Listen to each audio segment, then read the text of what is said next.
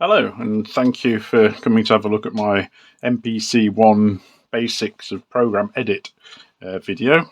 I have done one on sample editing, and it may pay you to watch that one first if you're really green at the subject, but if you're not, you'll probably be fine.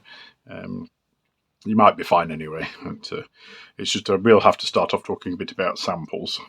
So we're going to very much just go through it, very much an overview, because program edit is where you can really go off into the deep end of sound design and adjusting samples and fiddling with things. So there will be times where I'll say, that I'm going to do another video in the future. The looping and that sort of thing springs to mind straight off the bat. So without much further ado, I thought what we'd do is we start off the beginning with scrapped. At the moment, my MPC is completely empty. I've literally just turned it on. I've selected an empty program, so there's no sounds in it, no nothing. So the first thing is, it's about naming your program. It took me a little while to cotton onto this one, but the bottom row on your main screen, the bottom row, I'm on track 1, and I'm on a drum program, and it's program 1. That's the default, and you name that, and the bottom row is about your program. So let's just call it basic for the sake of this video. And so all these things are to do with you see, warp samples, assign samples, edit samples is all to do with this program. And you can see I've just named the program, and if you press the pencil, as always on the MPC1, these are other things you can do. They obviously save the current program, could be useful if you're in the middle of doing something and want to make sure you don't lose it, or somebody comes to interrupt. You need to save the current sample for some reason, and so on. And some of these things are the same in other areas of the MPC1, but pad color we'll come back to later. And flatten pad, what that is if you're using the warp function on the sample, it actually just does that processing and fixes that sample, so that it's not using quite so much of the CPU in the MPC1. It just saves you a bit of energy. It only really matters, I think, is if you've got a really complicated and busy piece of music. I've never hit the point of where I'm pushing the processor that hard, so I can't get too excited. So obviously the first thing you need to do, if we go into the home screen, program edit, you can see I've got no samples. If you had some samples in the memory, they would come up here when you're on this box on the left there, where it's strange enough it says sample. So we need to get some samples. So we go into the browser, and I'm in the expansions. I don't want that one. Right. I'm going to load in a key group program. We'll talk about more about this later. I'm going to load in this key group program because it's useful for talking about things later. But I will just go and find a sample or two to put in as well. Let's find some drums. Let's get drums. We'll have that one. There we go. We'll have that one. Right. So that's all we need. So go to drum edit program, which will now list. See, these are all the string samples for that string program, and there's that tom. So what we can do. Sorry, I'm on. You can see pad A1 is lit up, so that means that sample is now assigned to pad A1. If I go to another pad, there's no sample assigned. So that's that. So if I then do that again, but what I can do now is you can see I'm moving the start. And so even though it's the same sample, as long as you do something non-destructive, i.e. you don't actually physically change the sample, you can do other things. So let's say on this one, I'm going to raise its semitones. There we go. Let's go up to an octave. Now, if this is where the warp starts coming in, warp quite often will mean your sample is the same length.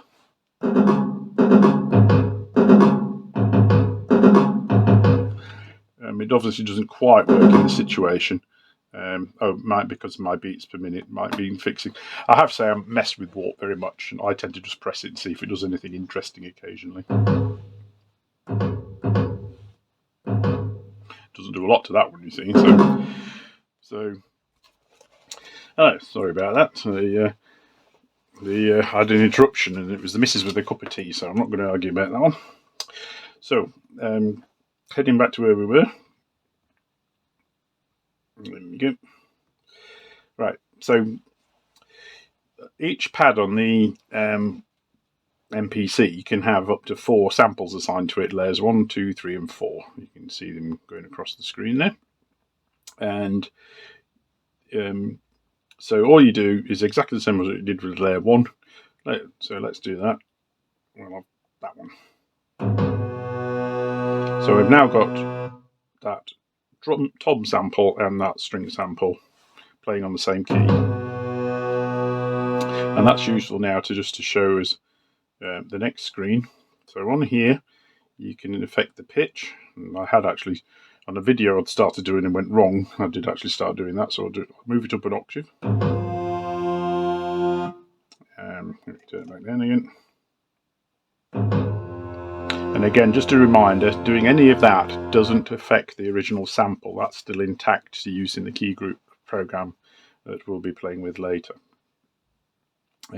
Fine tuning the level. So this is where you set your mix of your samples. So if you wanted the toms to be a bit quieter and the strings to be louder.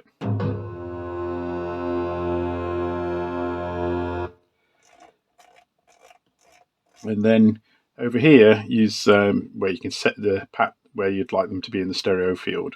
And this is because the reason it's an orange box is these are permanently assigned to the Q-Link buttons. You can't do what you can do on a lot of screens on the MPC is if you press that one, it then becomes this column of 4 knobs. Oops, sorry. What did I do? Oh, hang on, we'll get to that in a minute. Hang on. So if you did that, it would be normally there'd be the red box around that, but the Q-Link knobs are fixed to those to doing the stereo field. So we will move on to the next screen now, and this is quite interesting. The if you go to the right, it sets the start point of your sample. So if you for some reason wanted to start partway through a sample, and it is a way of adjusting timings, obviously.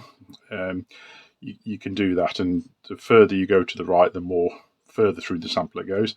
And the other interesting one is to the left, is that if you do negative values, you can, it's in effect a time delayed from the trigger for before the sample starts. So these can be used to adjust timing. I prefer to do it in the sequence, because if you've got your sample well edited, you know, normally when you press the trigger, it should start straight away if you're doing drums and things. So it's a lot to. I don't quite understand why you'd need these so much, but I'm sure there's people that love them to bits. So, and then you've got velocity start, so you can actually say when how hard you have to hit the key before the velocity before that sample plays. So this is where you could do a snare sample with a loud crack coming in higher up in the velocity. So a gentle one could do a gentle, or even a rim shot sound almost, do a gentle sound, and then gradually you put more and more in. And of course you can do that up to 4 layers. So it could be that the really loud whip crack is only comes on when you hit it the hardest, and so on. And again, you can spend hours with that. And then the Q-Link's fixed to these 4 things over here, and this is the velocity of how quickly the sound goes off again, I suppose is the easiest way of putting it, but that'll be a deeper topic for another video. Like I say, you could spend hours just on that one screen messing around. There's lots of fun stuff. And then the last page on the samples button is again you've got the up to 4 samples. What this is you can set randomization. And again, you can spend ages with this. So you can randomize the pitch a bit, randomize the level a bit, randomize the pan a bit, and randomize the offsets. Remember, the offsets the previous page was about where in the sample it started. And the thing, that's one thing where I can see using the offset is it can give you that little bit of variation, like a human drummer, if you like. You hit the pad in a slightly different place and it sounds slightly different. And then, so there for the individual layers, and then for all of them is these controls on the right hand side. So that's just the sample button. On the global page, going back one, you've got fairly standard things. You set the total pitch, so you lower all the pitches, all the lower, raise all the pitches, the overall level of the sounds, the pan of the whole thing, your mute group, and this is excuse me. This is, I do use this. I mean, the common use is for closed and open hi-hat, so that the open hi-hat shuts off if you play a closed hi-hat, because that's what would happen in real life, as it were, with a real drummer. Poly mode is interesting. If you want to be more like an old classic analog drum machine, you would put it in mono, because it will only play one sound at once. But of course, for quite a long time now, most drum machines can do more than one sound at a time, and so you'd put it into poly mode. And this is how many voices. I believe that's what it is, up to 32 voices. Or you can just have straight poly. I could be wrong about what those numbers mean, because I haven't really messed with that much. But and then how your layers play, so by velocity, and how your samples play. So one shot, note off, which means they play when you take your finger off the pad, or key, which I think is sort of interesting. Not sure why you need that. Sorry, one shot means it plays the whole sample, so very good for drums, so you don't need to do anything else. Note on is really more for sustained sound, so like the string sound we'll be playing with later. And it basically, the sound plays as long as you're holding the pad or key down, you're getting a note on. Simultaneous play, and mute target I haven't messed with at all, and I think would be a subject for a different video, because there's quite a lot you can go into on that one. So that's global. The main thing there is the tunings and how to choose how your samples play. We've done the sample button. So envelopes. So here's where you can, and again, this is going back to by key. So you do need to keep track of which key you've just pressed. Normally, on vast majority of programs, in this case, you can see A2 is lit up. You can see the A button and then 2. And so this will be just for this pad. You can set an individual envelope and filter and so on for each pad. Now, the next thing people are saying they want one for each layer, but I think you're going over the top there, but there you go. So you've got an envelope for the filter and an envelope for the pitch. And then on this right hand side, again fixed to the Q-Link buttons, this is how much velocity affects that modulation. So if you're using the pitch filter, for instance, to change the pitch, you could make it so that it only changed the pitch if you hit harder. And again, this would be quite good for simulating a drum, where it tends to do a higher pitch if you hit it nearer the rim or something like that. You could emulate that by using velocity. I'm not going to demonstrate that because the video will end up 10 hours long. We wouldn't do too much of that sort of thing. You've got an LFO, which applies to all layers, and then you've got your 4 destinations. What you can't do, unfortunately, is make it negative. It'd be quite nice if you would make things go down as well as up. You've got choices of waveforms, your rate, and whether it's synced to what it's synced to. So you can see, so obviously all those dotted notes, quarter notes, and everything is about the tempo you've set. And if you're using the step sequencer, it'd be really obvious what your modulation would be doing, or your LFO would be doing. But I must admit, I tend to leave it on none, because part of the point of me modulation is to introduce variation. So you've got pitch, filter, amp, and pan. And so so we go to the next page. And what this is you can affect how much velocity changes things. So you can affect how, so you can see velocity's got maximum on amp, which means a maximum volume. You can affect the sample start and so on. And then you've got more on the LFO destinations, and this is where you can make it do negative on some of these here. I'm sorry, so I'm slightly contradicting myself here. Sorry, I've just remembered. Sorry, I forgot about this screen. This is the trouble when you sort of prepare and then you lose track sometimes. You can do negative modulations with the LFO over on this screen here. But again, these two columns, it's about the velocity sensitivity, so how much the how hard you tap the key or the pad affects what. And it could be fun to do something like pan and so on, just to create a bit of variation. But again, you can spend hours on that, so I'm just talking about it. Very important bit for programs is the effects. So just like when I've talked about in my effects basics videos, you can just bring up the lists. But one extra thing to mention here is effects racks. So if you click on the Akai button, sorry, I should have said that. You see these buttons at the top, you've got the Akai button. And let's say, let's do the keyboard, Dreamy Roads. So we've put the Dreamy Roads, and you see what we haven't got there is an effect, is a reverb. So we'll go and find one. Spring reverb. Let's have the spring reverb just a little bit. So those effects are now on just on that one pad. So bear in mind this is all per pad.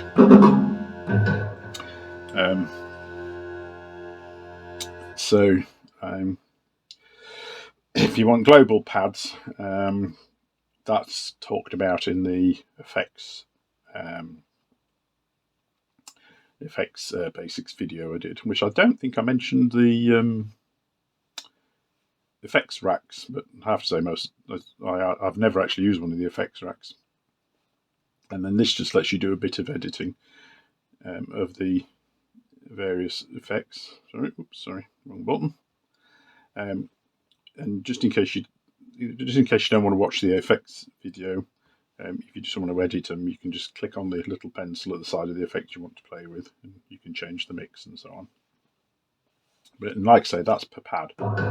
So that one's now got all these, but the other two have got no effects on at all. Okay. Right. So one last thing to do. Oh, sorry, I shouldn't have done that, should I? So one last thing to do here is you've got these buttons at the top, and the main one that's interesting for me is this one to make. Sorry, pressed it too quickly. I sometimes get ahead of myself.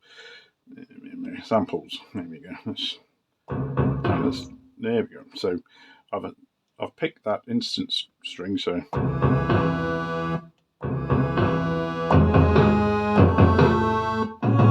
Now, what I've done, sorry, so I've actually demonstrated it far too well.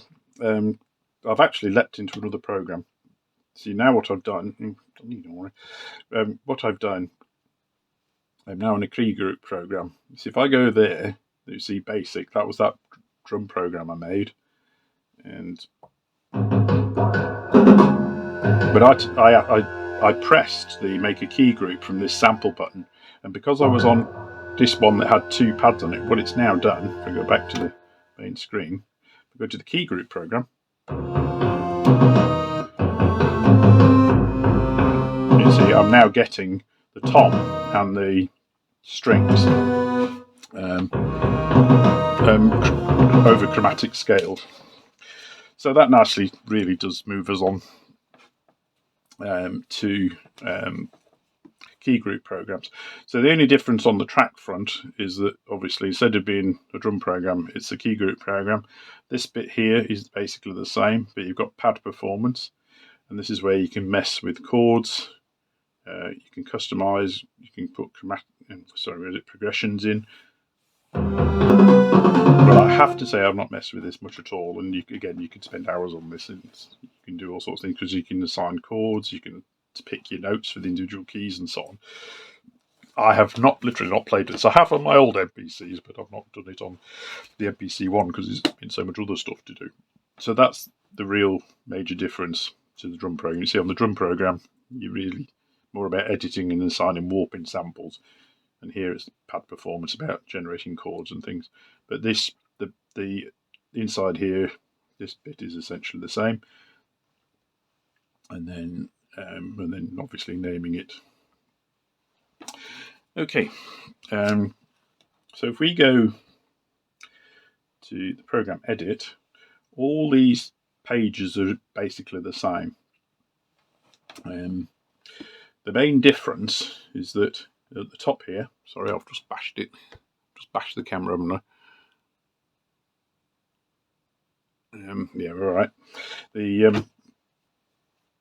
As you can see, we've got key group, a number of key groups. So this is a very simple key group program. There's only one key group, so one sample plays over the whole keyboard, and you can always check that because if you click that little keyboard symbol, he's going to let me. Yes, there we go. You can see it's over the whole keyboard. So I'm using an external keyboard now, just if you're wondering. And if I didn't want it to, what you can do, if you wanted to just play in a lower, see, now I've got no drums. There we go.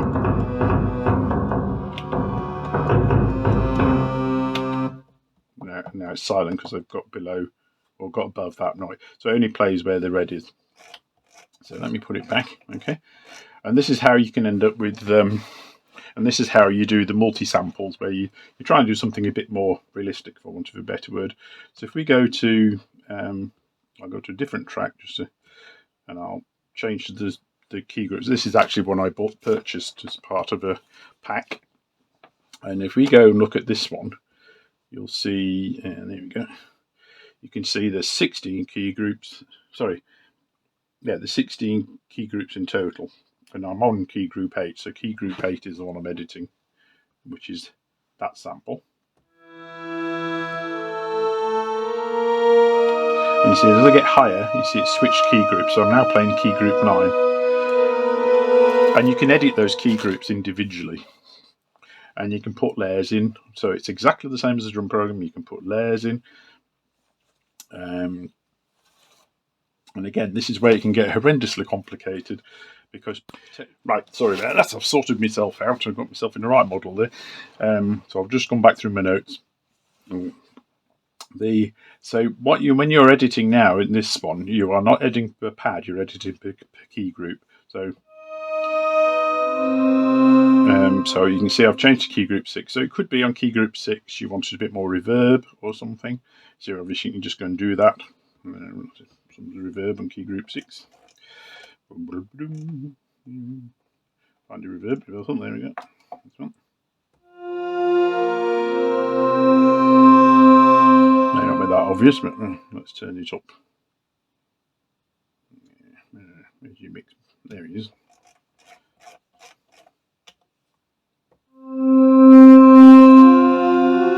Yeah, so there's a load of reverb on that. Sorry, put it back. So no effects, and then there's a load of reverb on key group 6. And what this lets you do is obviously not just that. Potentially, what you can do is, sorry, I keep popping out of sample edit, program edit. What you can do is you get this keyboard up. You see, this is the different. This is a good way of seeing the different key groups.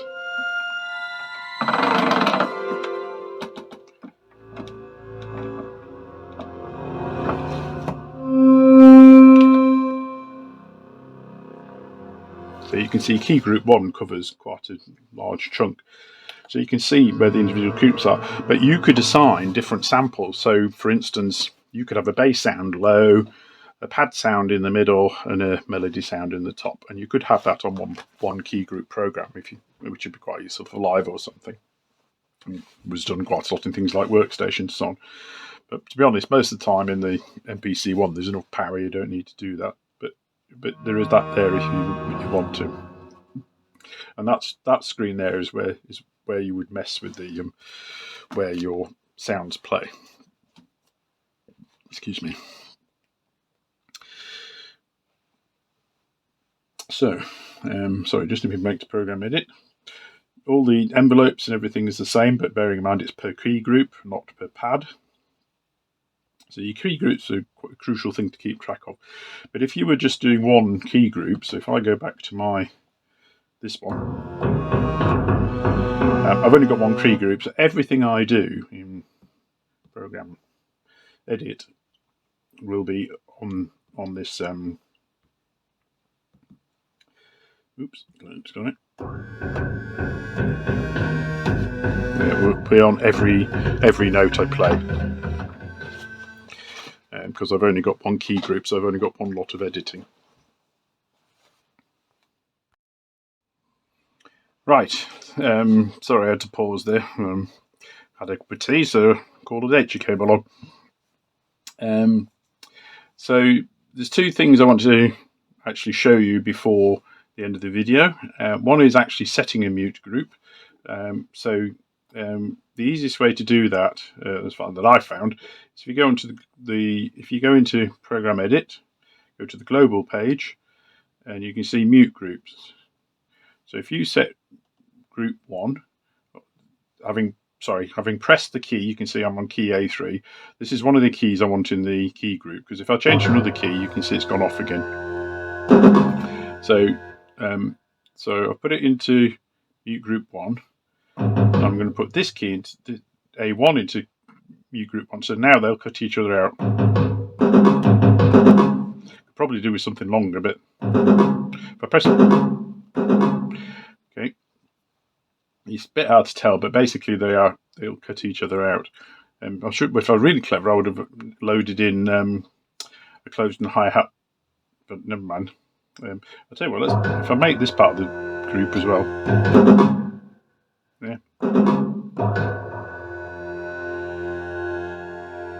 It goes on for quite a while. And it cuts off. Okay, so any key pressed in Mute Group 1 will cut off. You can assign them on this side as well. So you could have it that the closed hi-hat would play regardless, but the hi-hat will stop if the closed hi-hat key is pressed. And that's what these mute targets will let you do over there. Okay, so that was about actually setting the mute groups, and you can have loads of mute groups. I've forgotten how many, but it's a ridiculous number. And of course, the only real world example I can think of is an open close hi-hat. If you're playing toms, you will generally, they have different toms for different pitches, and so they'll all sound all the time. So in effect, be polyphonic. A rim shot wouldn't sound at the same time as a regular snare sound, but you could argue that in a drum machine situation that the rim shot's going to get completely camouflaged anyway by the snare sound, but that's something you might want to think about. The last thing I wanted to talk about was pad colours. I thought this was a really frivolous thing. It was completely just for decorative, but it actually does have a really good use. And where you'll find editing pack colours is back onto the main screen. So press the main button, and you make sure you're on the track of in this case, the basic program I want to edit, and then you'll see pad color. So this is where you can see the dimness is velocity, empty pads are dim. If you turn empty pads off, there we go. So now any of that aren't lit up haven't got a sample assigned to them, and that is so useful. That's what I actually do all the time. Dim's okay. I have to say dim's okay. I've just turned dim on. Dim's okay, but I find dim off. Empty pads off is just so useful, especially if you can't remember what you've been doing. If it's a drum program you'd done a while ago and then wanted to reuse it. That's actually really, really helpful. You can have them all lit up. The empty pads don't show at all. Just look like the same as full pads. Dim's actually quite a good compromise. And then obviously you can assign the colour. And you see at the moment I'm doing it all but you can also do single pads. And I have to say, I have used single pads. Single pads. Let's say you could, if you wanted, because I don't do a standard thing. I don't always make A1 my bass drum or some whatever. I don't want to do that because partly to spread the wear and tear about, just habit from not having old gear. But also, it just sometimes if you do a sequence with a different drum kit that's in a different layout, you get some really interesting results. So what you might want to do is say A1 was my bass drum, and you made it pink, and then you might have red be all your toms. So let's say you got a row of toms, you might want your snare to be grey, and then you might want some 4 sound effects or something over there. Then you want, let's say, your hi-hat, you might want in white. So you could do that, and there's no reason, if you chose a set combination that you've always did your bass drum in purple or whatever, could be quite useful. But I have to say I've only done this in a limited amount because I didn't think of it straight away. But I have used it to mark certain things, like when I've used a sound effect, because you can have up to 8 banks of 16. You've got A to H. So you've got 8 banks of 16 sounds. When I've done some large programs, I've actually marked the ones I've used after I've written a song so that they actually show up more easily, and I've brought them out in a different colour. And that's actually been quite useful as well. Okay, so I hope you found that useful. I don't think I made any major cock-ups, and there's certainly loads more you could go into. I haven't discussed looping at all, for instance, which can be done within the program. But the main thing to remember, I feel, is that whatever you're doing in Program Edit, when you've assigned a sample, you can do whatever you like on these pages, and the sample itself is still fine, still intact, and just as it should be. So if you wanted to use it elsewhere, it's fine. Okay, thanks very much.